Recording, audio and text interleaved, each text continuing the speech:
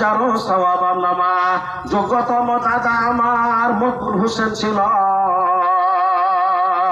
1000 টাকা খোদা তোমার রাখে দাম দিল।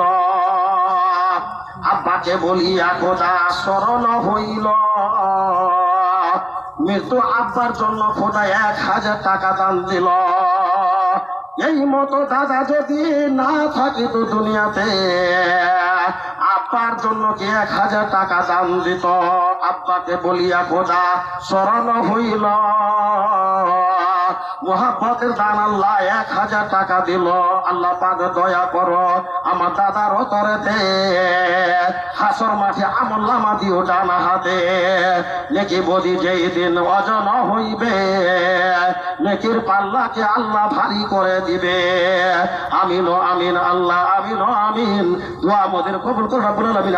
আমিন আল্লাহুম্মা আমিন।